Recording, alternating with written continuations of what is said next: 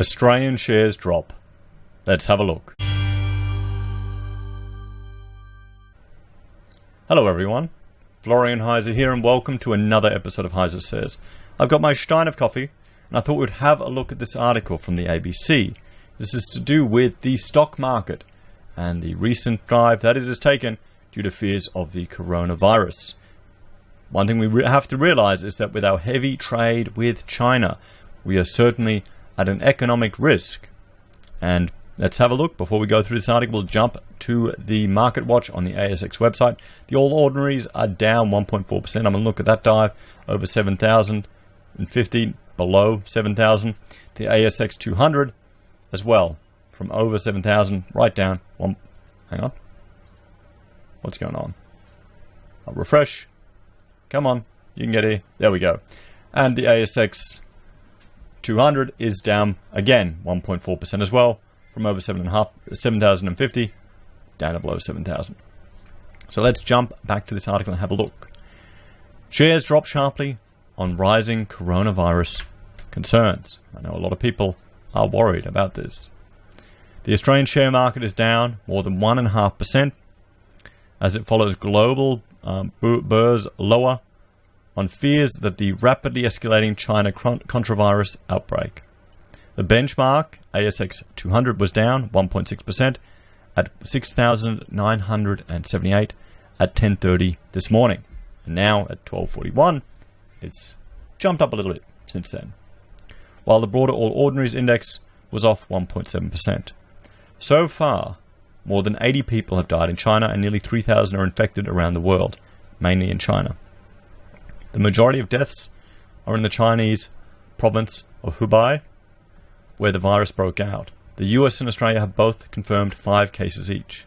Panic has spread further after China's health minister, Mao Zedong, said people were infectious during an incubation period when they could show no symptoms.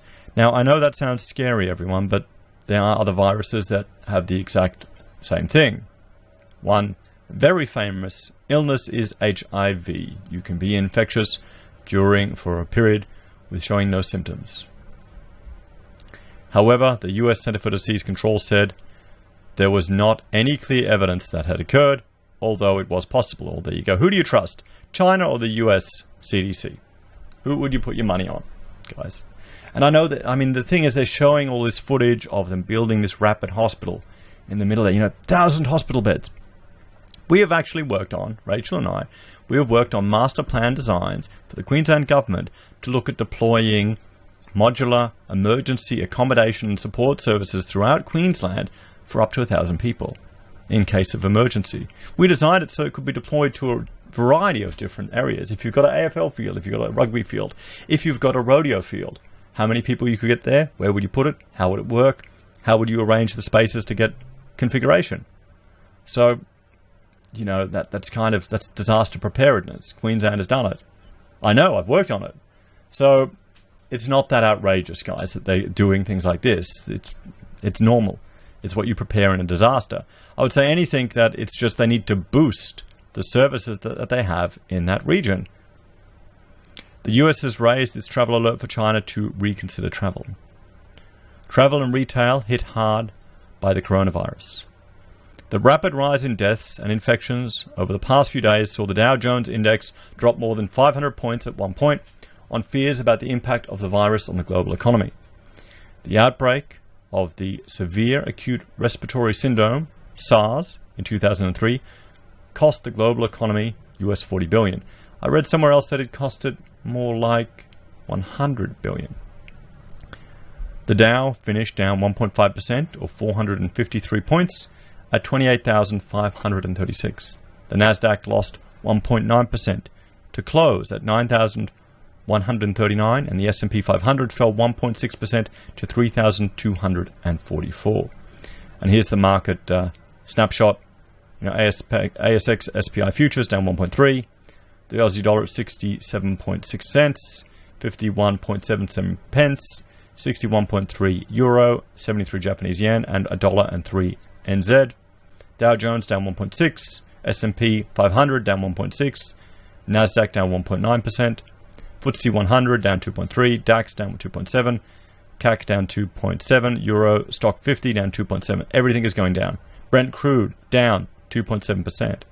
Spot gold, well, that's gone up. Gold and silver, or gold in particular, seems to be pushing further up. What happens when people are afraid? What happens when they're worried? Travel firms, hotel companies, and other stocks exposed to China led the falls on Wall Street. American Airlines lost more than 5%. Casino firms took a tumble, with Wynn Resorts falling almost 8%, and cruise company Carnival lost 4.5%. A similar pattern was also in evidence locally, with Qantas among the biggest declines, falling 4.6% in early trade, while Crown Resorts was down 4.2%. We can see here, guys, this is starting to affect the stock market.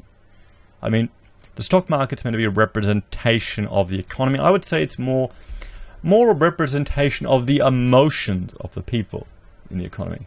What do you think about that argument, guys? Do you think that makes sense? It seems to be. It seems very emotional.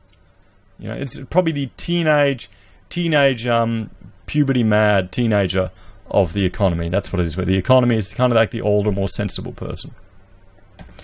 Wall Street analysts also issued warnings about retailers, restaurants, and hotels that get revenue from China. Credit Suisse analyst Michael Benetti estimates Estee Lauder and Nike make 17% of their revenue from mainland China each year. Well, here's another question. What about their manufacturing goods? Can this virus, if someone coughs or sneezes onto a product or packaging, can it be transmitted like that? Can it survive outside the body? If you know, please let me know in the comments, guys, because I haven't been able to find it. I would imagine it doesn't. I hope it doesn't. China is now a much bigger input to revenue earnings per share for global brands, Mr. Benetti said. The rate of retail sales growth in China slowed by about half during the peak of SARS. He said the impact on retailers could be worse than the SARS outbreak. Consumer stocks such as Nike, Apple, and Disney all dropped. In Australia, retailers such as JB Hi-Fi, Harvey Norman, Myer went down between 2 to 3%.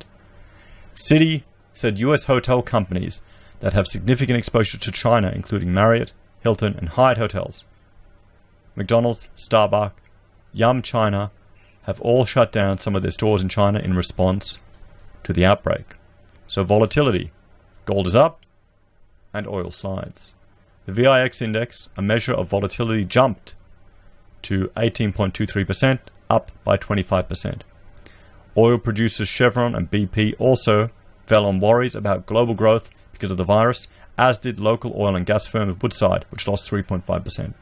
Brent crude lost about 3%, and spot gold rose to $1,580 an ounce as investors looked for safe havens. Chinese authorities announced that Shanghai and Ginseng stock markets will remain closed until next Monday, after they extended the Lunar New Year's holiday by 3 days. Concerns about disruptions to Chinese industry also prompted a big sell-off for the major miners, with Fortescue down 8%, Rio Tinto down 4.3%, BHP down 3.7% in morning trade. The Chinese currency, the yuan, also fell in offshore trade by the most since December. Hong Kong's financial markets are due to reopen tomorrow. Markets also slumped in Europe, with the FTSE 100 in London losing more than 2%. The Australian dollar dropped 1% on global jitters to 67.6 US cents. So there we have it, guys. And the key points. The Australian share market was down 1.6% in the first half hour of trade. Travel, entertainment, and retail stocks had large falls on concerns about the drop-off in Chinese visitors. Mining stocks had some of the biggest falls as investors worry about the widespread disruptions to the Chinese economy.